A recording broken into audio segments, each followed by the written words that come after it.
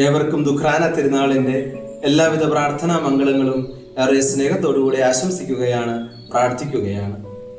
ഇന്ന് തിരുസഭാ മാതാവ് നമ്മുടെ വിചിന്തനത്തിനായി നൽകിയിരിക്കുന്ന വചനഭാഗം വിശുദ്ധ യോഹന്നാന്റെ സുവിശേഷം 20-ാം അധ്യായം 24 മുതൽ 29 വരെയുള്ള തിരുവചന ഭാഗങ്ങളാണ്. ഈ വചനഭാഗത്തിലൂടെ കടന്നു പോകുമ്പോൾ സംശയിച്ച തോമ എന്നതിലുപരി എൻ്റെ കർത്താവേ, എൻ്റെ ദൈവമേ എന്ന് തൻ്റെ വിശ്വാസം ഉറക്കെ പ്രഖ്യാപിക്കുന്ന മാർ തോമാ ശ്ലീഹായെ നമുക്ക് കാണുവാനായിട്ട് സാധിക്കുന്നുണ്ട്. ദുഃഖാന തിരുനാള് ഓർമ്മപ്പെടുത്തലിൻ്റെ, ഓർമ്മയുടെ ഒരു ദിനമാണ്. ദുഃഖാന എന്ന വാക്കിന് അർത്ഥം തന്നെ അതാണല്ലോ, ഓർമ്മ. ഇന്നത്തെ ഈ സുവിശേഷ ഭാഗത്ത് യോഹന്നാൻ ശ്ലീഹ 2 കാര്യങ്ങളാണ് നമ്മെ ഓർമ്മപ്പെടുത്തുന്നത്. ആ 2 കാര്യങ്ങളാണ് ഇന്നത്തെ ഈ ദിനത്തിൻ്റെ സന്ദേശവും.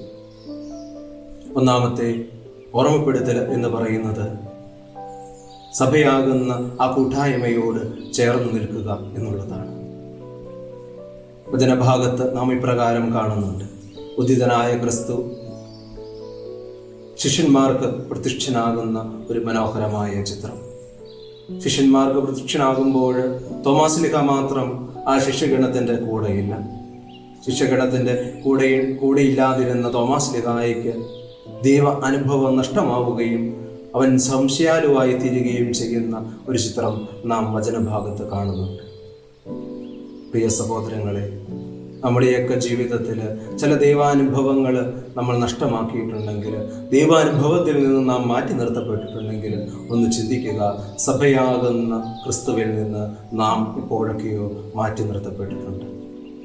പ്രിയ സഹോദരങ്ങളെ, സഭയെ സ്നേഹിക്കുവാൻ, ക്രിസ്തുവിനെ സ്നേഹിക്കുവാനുള്ള ഒരു ആഹ്വാനമാണ് ഇന്നത്തെ ഈ ദിനം നമുക്ക് നൽകുന്നത്. സഭയിൽ ചില പ്രശ്നങ്ങളുണ്ടാകുമ്പോൾ, അല്ലെങ്കിൽ സഭാ സമൂഹത്തിൽ ചില ഇടർച്ചകൾ, വിള്ളലുകളൊക്കെ സംഭവിക്കുമ്പോൾ അത് സഭയുടെ തകർച്ചയല്ല, ക്രിസ്തുവിൻ്റെ തകർച്ചയല്ല എന്നുള്ള ഉറച്ച ബോധ്യത്തിൽ സഭയെ സ്നേഹിക്കുവാൻ, ക്രിസ്തുവിനെ സ്നേഹിക്കുവാൻ എനിക്കും നിങ്ങൾക്കുമൊക്കെ സാധിക്കുന്നുണ്ടോ എന്നും കൂടെ പരിശോധിക്കേണ്ട ഒരു ദിനമാക്കി ഈ ദുഃഖാന തിരുനാളിനെ നാം മാറ്റണം. രണ്ടാമതായി, ദുഃഖാന തിരുനാൾ നമുക്ക് നൽകുന്ന സന്ദേശമെന്നത്, അല്ലെങ്കിൽ ഓർമ്മപ്പെടുത്തലെന്നത്, മുറിവുകൾ നമ്മുടെ ജീവിതത്തിലെ അടയാളങ്ങളാണ് എന്നുള്ളതാണ്.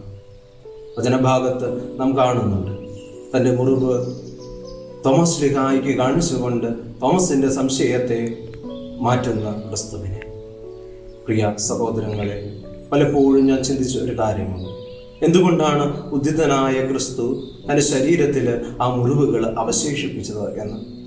പ്രിയ സഹോദരങ്ങളെ, മുറിവുകൾ അവശേഷിപ്പിച്ചത് ദൈവത്തിന് എത്രമാത്രം നമ്മളെ സ്നേഹിക്കുന്നു, അല്ലെ ദൈവം എത്രമാത്രം നമ്മളെ സ്നേഹിക്കുന്നു എന്നതിൻ്റെ മഹത്തായ ഒരു ഉദാഹരണം മാത്രമാണ്.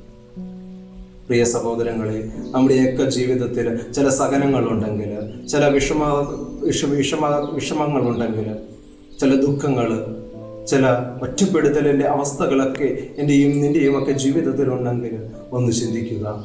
ദൈവം നമ്മെ സ്നേഹിക്കുന്നു എന്നതിൻ്റെ മഹത്തായ ഒരു ഉദാഹരണം മാത്രമാണ് ആ സഹനങ്ങൾ, ആ മുറിപ്പെടുത്തലുകളൊക്കെ. പ്രിയ സഹോദരങ്ങളെ, വിശുദ്ധരുടെ ജീവിതത്തിലേക്ക് ഒന്ന് തിരിഞ്ഞു ചിന്തിക്കുമ്പോൾ ഏതൊരു വിശുദ്ധാത്മാവിൻ്റെയും ജീവിതമെടുത്താലും നമുക്ക് കാണുവാൻ സാധിക്കുന്നുണ്ട്, സഹനങ്ങളില്ലാത്ത ഒരു വിശുദ്ധനുമില്ല. വിശുദ്ധ ഗ്രന്ഥത്തിലേക്ക് ഒന്ന് തിരിഞ്ഞു നോക്കുമ്പോൾ ദൈവസ്നേഹത്തിൻ്റെ ഏറ്റവും മഹത്തായ ഉദാഹരണമായി ജോബ് മാറ്റപ്പെടുകയാണ്. എങ്ങനെയാണ്? സഹനങ്ങൾ തൻ്റെ ജീവിതത്തിൽ ചേർത്ത് പിടിച്ചുകൊണ്ട് ജോബും ഉറക്കെ പ്രഖ്യാപിക്കുകയാണ്: ദൈവം എന്നെ സ്നേഹിക്കുന്നു എന്ന്. ഇന്നത്തെ ഈ ദിനം സഹനങ്ങളിലൂടെയാണ് നീ കടന്നു പോകുന്നെങ്കിൽ, ദുഃഖങ്ങളിലൂടെയാണ് നീ കടന്നു പോകുന്നെങ്കിൽ ഒന്നോർക്കുക, ദൈവം നിന്നെ ആത്മാർത്ഥമായിട്ട് സ്നേഹിക്കുന്നു. അതിൻ്റെ അടയാളങ്ങളാണ് നിൻ്റെ ജീവിതത്തിലെ സഹനങ്ങൾ, മുറിപ്പെടുത്തലുകളില്ല. പ്രിയ സഹോദരങ്ങളെ, ഇന്നത്തെ ഈ ദിനം നമുക്കും പ്രാർത്ഥിക്കാം.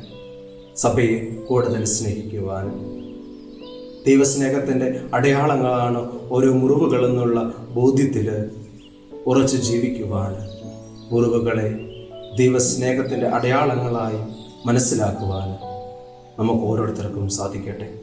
മാർ തോമാ ശ്ലീഹ നമുക്ക് വേണ്ടി ദൈവത്തോട് മാധ്യസ്ഥം വഹിക്കട്ടെ. ആമേൻ.